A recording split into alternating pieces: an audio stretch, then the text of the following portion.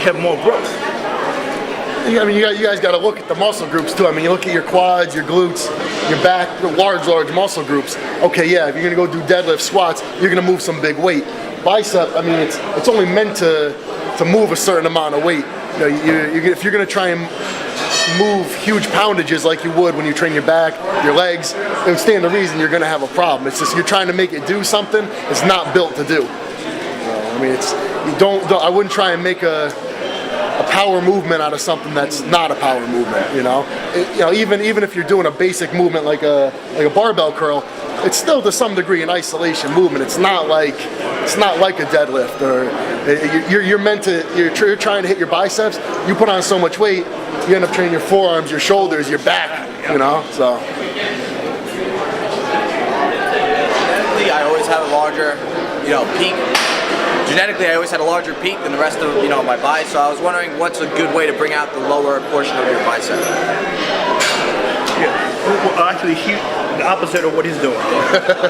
But always start, with, if you're comfortable with a free basic weight, start with a basic barbell curl. Two movements that will be essential for you, whether it's cable, dumbbell, or bar or machine, tricep curls, using with this angle. Another movement that will be really helpful for you is standing hammer curls that will attack the brachialis and the lower bicep as well.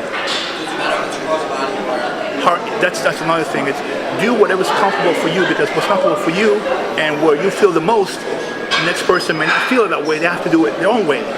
So you can't just abolish your belief because this pro said it to do it this way, but that way doesn't work for you. Okay. Do you guys feel that maybe like a beginner or intermediate lifter would vary his training when it comes to arms? Like, say they should train the biceps and triceps in one workout, whereas opposed to a guy like you or Kai with already great genetics and already well-developed arms, that they can do the triceps or biceps separately? I don't think it much matters. I mean, even at the stage I'm at now, I'll go back and forth. Sometimes I'll train my triceps after my chest training. Some days I'll do them on their own with my biceps. I think different things work at different times. Maybe sometimes you think, I want to put a little more emphasis on it, train them when they're fresh. Or sometimes I'm going to go and I'm going to train chest, so they're already going to be semi-exhausted. Looking back at what I did as a beginner, like I did things, I would train my arms all by themselves, or train my chest all by itself. Something I did after the New York Pro, I only trained 3 days a week. Monday I would do legs, Wednesday I would do chest, and Friday I would do back. Now on those days I would do just simple compound movements. And you would think, all right, but you didn't train your arms, you didn't directly train your hamstrings, you didn't train your calves, you didn't train your shoulders, but doing all those heavy compound movements on those days, they were actually hit anyways. So I think you can, maybe as a beginner, if I were to recommend something to someone, I would say master the squat, master the deadlift, master the bench press. Some things that seem as simple as that. If you're able to do those effectively, you'll end up hitting those other muscle groups. Then once you go on and you want to develop those more fully, okay, fine, you can focus on them. But that's my advice. Yeah, I mean, I agree with that, 100%. It's like a guy that has no chest development saying, teach me how to do, cable crossovers well, as opposed to learning how to master the bench, the incline movements, where that puts the most emphasis in the chest, the shoulders, and the triceps. So as a beginner, you want to be able to master, like he said, the basic movements. And if he was training 3 times a week, this is what we talked about before, he trained 3 times a week to the top pro. I was like, wow, did he really do that? It's because of genetics. Your body grows when you rest. When you're in the gym, you're actually breaking down your muscle groups. So that's why nutrition and rest is so important. So when he was training 3 times a week, people think they can go ahead and do that. They can, but you make sure those 3 days a week are very hard and very intense. You got to demolish it on those days. If he trained those days, you got to know that he left the gym done. There was nothing he could do. Because that's what the next day was about, rest and recuperation.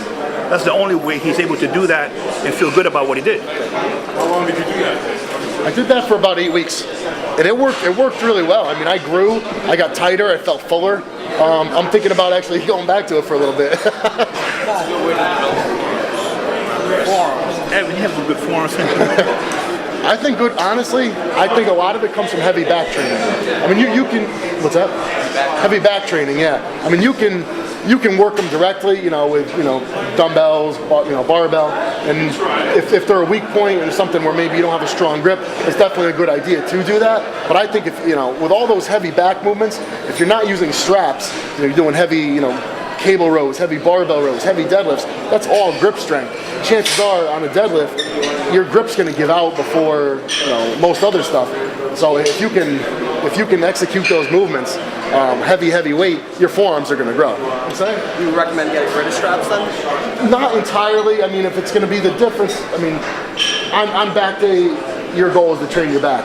So if on those final 2 sets, say of heavy deadlifts, it's the difference between getting a few more reps or not. Put the straps on because you want to hit your back. You're not going through all that trouble just so you can train your forearms. But I see guys that use them on the bicep training, on their shoulder training, all sorts of shit where it just doesn't seem necessary.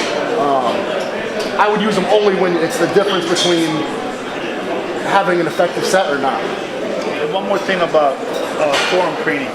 If you do whatever does with the heavy deadlifts and your forearms still don't respond, then what you have to do is devote time to them like you would your chest and your shoulders. You have to put a routine together where you do the basic movements would be either easy bar reverse curls or a hammer curl with wrist with the bar or the dumbbell wrist curls. Keep the reps between 15 and 20 on the wrist curls, and the reps between 6 to 12 in the hammer curls. See, I don't like to do reverse curls and everything. I'm hitting the biceps, so I want to just do forearms too bad. I'm doing shoulders and delts. I wouldn't want to do, if I do forearms, shoulders and delts, I wouldn't want to do curls, and I'm hitting the bicep. It's okay.